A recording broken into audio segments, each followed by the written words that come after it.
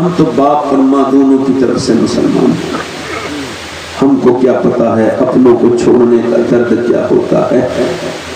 عمار ابن یاسر کو چھوڑ کے کہتے ہیں بلال میرے منہ پہ مکے مارے گئے اور مار کے میرا منہ پھوڑ دیا گیا، میرے دانتوں کی طرف سے خون نیچے کو بہنے لگا۔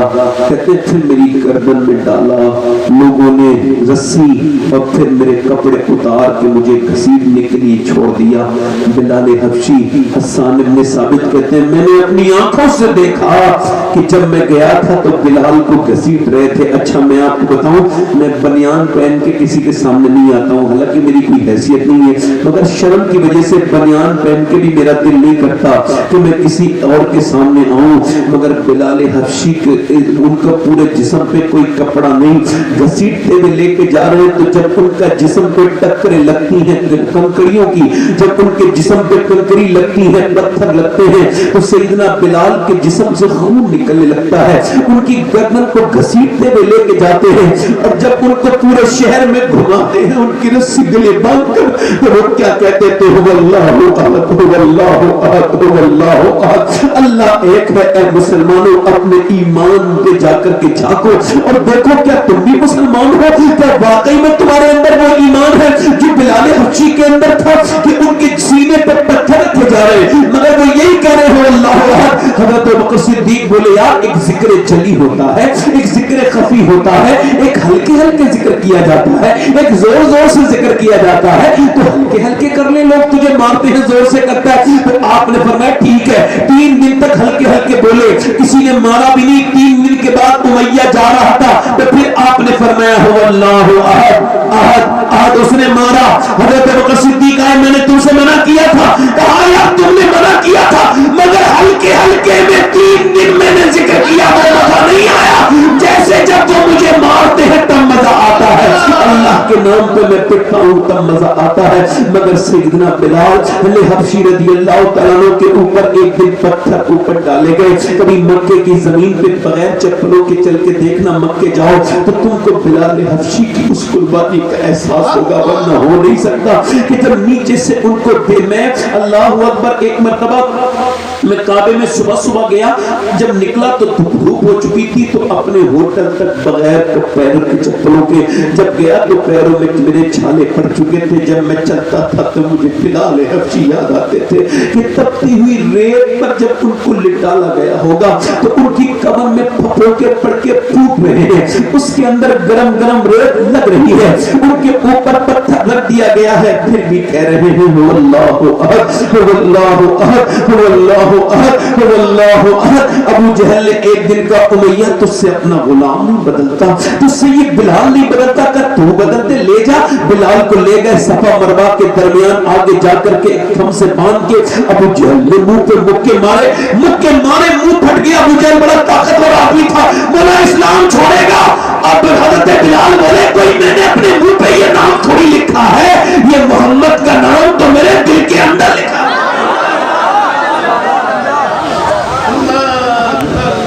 کوئی اور ہوگا جو اپنا ایمان دے دے گا، نبی کا چاہنے والا نبی پر اس نے بہت مارا توڑا، مگر آپ نے کہا نہیں چھوڑوں گا۔ مگر آخر میں اس نے کہا اچھا میں ابھی دیکھوں گا۔ اس نے دہکائے کولے، لگائی آگ اور زمین پر بچھا دیے کولے اور کہا 4 لوگوں سے اٹھا کے ڈال دو اس کو، اس غلام کو ڈال دو۔ مانتا ہی نہیں ہے۔ جب ڈالا حضرت بلال حبشی کو اور جب آپ کا جسم کولوں پہ لگنے لگا، ذرا سی ماچس کی تلی اگر ہاتھ پہ لگ جائے تو بندہ چیخ پڑتا ہے۔ بلال کو جب انگاروں پہ لٹایا اور جب آپ کے جسم سے دھواں نکلا جلنے کی وجہ سے اور آپ کی جو چربی ہے وہ پگھلنے لگی اور اس سے پھٹنے لگے وہ کولے جس پر آپ لیٹے تھے، یہ وہی کولوں کے نشان سے آپ کی پیٹھ بالکل سفید ہو گئی تھی۔ حضرت عمر اس پیٹھ کے نشانوں کو چوم کے کہتے تھے اے بلال عمر کی ساری زندگی کی نیکی لے لے، اپنی کولوں پہ لیٹنے والی نیکی مجھ کو دے دے۔ اللہ اکبر، کولوں پہ لیٹے ہیں، جب جسم لگا جلنے اور جب دھواں لگا نکلنے تو آپ رونے لگے اور کہنے لگے مالک بلال کو اب نہ آزما، بلال اب برداشت نہیں کر सकता, मेरे रब बिलाल पे अब रहम कर दे। बिलाल इधर रो रहे हैं, उधर अपने घर में मेरे नबी की आंखों में बेतहाशा आंसू है। जो बेखबर हो गुलामों से वो आका क्या है। अल्लाहु अकबर। हजरत सैयदना बिलाल हबशी इधर रो रहे हैं, उधर हुजूर हजरत अबू बकर कहे या रसूल अल्लाह आपकी आंखों में आंसू। फरमाया हाँ, अगर मेरे पास पैसे होते तो मैं अपने बिलाल को खरीद लेता। हज़रत अबू बकर बोले हुजूर मेरे पैसे भी तो आपके हैं, ये सब आपका गुलाम हूँ मैं, बुलवाइए। हजरत अब्बास गए, जाके बोले उमैया कितने का बेचेगा? क्या 50 सोने के सिक्के दूंगा, दे दूंगा इस गुलाम को। कहा ठीक है मैं ग्राहक लेके आता हूँ। जब हजरत अबू बकर गए बोले ये तो तेरा मुसलमान भाई है, तुझे 50 का नहीं तुझे 2000 सोने के सिक्के देने पड़ेंगे, तब मैं इस बिलाल को तुझे दूंगा। अच्छा ठीक है मुझे कबूल है, तब 2000 सिक्के और 2 यमनी गुलाम भी लूंगा। बिल्कुल कबूल है। अब्बास बोले ठहर जाओ सोच लो अबू बकर, तुम समझदार तिजारत करने वाले ताजिर हो, ये बताओ तुम घाटे का सौदा कर रहे हो। हजरत अबू बकर बोले अभी आप इस्लाम नहीं लाए हैं, आपको बिलाल की अहमियत का अंदाजा नहीं। अगर मैं यमन का बादशाह होता और बिलाल के बदले ये मुझसे बादशाहत मांग लेता, मैं फिर भी दे के बिलाल को खरीद लेता।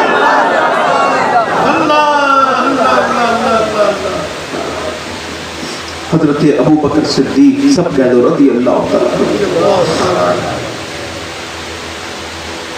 हजरत सैयदना अबू बकर सिद्दीक कहते हैं मैंने खरीद लिया, आजाद कर लिया। फिर मैं गया तो मैंने पूछा किधर है बिलाल? तो एक अंधेरी कोठरी में पड़े हुए थे। आवाज दी जाकर के बिलाल उठो। कहा कौन आया है? कहा मैं अबू बकर हूँ। अच्छा अबू बकर यार तुम सहारा देके उठाओ, मैं उठ नहीं सकता। ए ज़ौफ मदद कर, दरे अहमद पे गिरा दे। दरबान कहें उठ तो मैं कहूँ कि उठना नहीं जाता।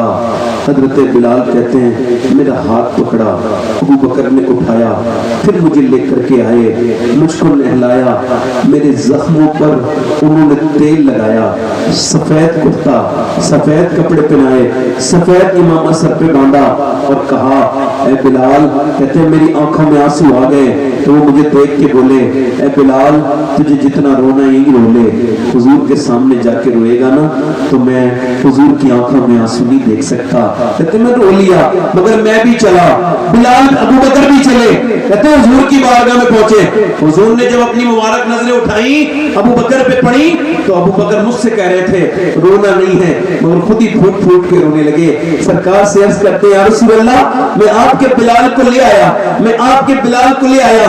बिलाल कहते हुजूर ने दोनों हाथ फैला दिए। अच्छा बताऊं जब कोई गम में हो तकलीफ में हो और मजबूत काना मिल जाए तो वो अपना गम जरूर उतारता है। अच्छा जिसे गम हुजूर का मिले, बिलाल कहते हैं मैं भी बड़ा दर्द का मारा था, बचपन से सताया हुआ था, आज पहली मर्तबा किसी ने हाथ फैला के मुझे सीने की तरफ इशारा किया है। कहते मैं जाकर के हुजूर के सीने से चिपट गया और फिर मैं जितनी देर रोया हुजूर ने मुझे चुपाया नहीं, मैं रोता रहा। अल्लाह अकबर, पहली मर्तबा कोई बहुत काले रंग का इंसान अल्लाह के पैगंबर के सीने से लगा है, इस खूबसूरत इंसान के सीने से लगा है जिसके हुस्न पर यूसुफ भी नाज करते हैं। उस पैगंबर के क्या ही ज़ौक़ अफ़ज़ा शफ़ाअत है तुम्हारी वाह वाह। मेरे आका करीम के चेहरे मुबारक से कहते हैं बिलाल मैं रोता रहा और हुजूर ने मुझे हटाया नहीं। बिलाल कहते हैं मैं रोते रोते थक गया, अपना सारा गम भूल गया। फिर मैं नीचे बैठा, हुजूर ने फरमाया आइशा खतीजा मेरा बिलाल आया है, लाओ जरा कुछ भेजो खाने को। कहते हुजूर के घर से सैयदा ज़ैनब हुजूर की बेटी खजूर लेके आई, मैं खजूर खाना चाहा ना, हुजूर ने कहा आप तुम अपने हाथ से खजूर नहीं खाओगे, मैं अपने हाथ से तुमको निकालूंगा। खजूर की गुठली निकाली और हजरत बिलाल कहते हैं कि हुजूर ने ना वो मेरे अपने हाथों से मेरे मुंह में दे दी। उसके बाद बिलाल हबशी से किसी ने पूछा बिलाल कोई ऐसी बात है जो तुम नहीं भूल सकते? का हुजूर ने जो अपने हाथों से मुझे खाना खिलाया था, यानी जो खजूर खिलाई थी उसका लुत्फ आज तक खत्म नहीं हुआ।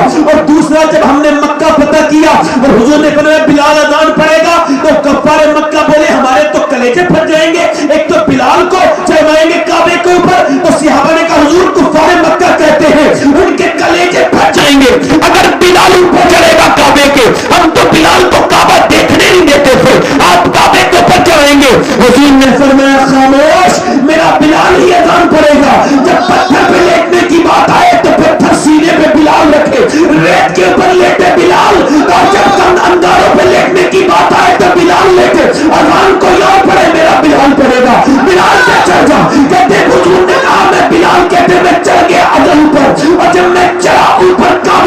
میں نے عرض کی حضور کعبے کی طرف منہ کر کے اذان کرتا رہا ہے غلام، آقا آپ کدھر کر کے نہ اذان کروں؟ سرکار نے فرمایا میری طرف منہ کر اور اذان پڑھ۔ بلال اذان پڑھ رہے تھے مگر ٹھہرے میں نہیں تھے، چونکہ نبی طواف کرتے تھے تو بلال بھی طواف کرتے جاتے تھے اور اذان پڑھتے جاتے تھے، اور ہم بریلویوں کا عقیدہ صاف کرتے جاتے تھے۔ حاجیوں دیکھو کعبہ تو دیکھ چکے، کعبے کا کعبہ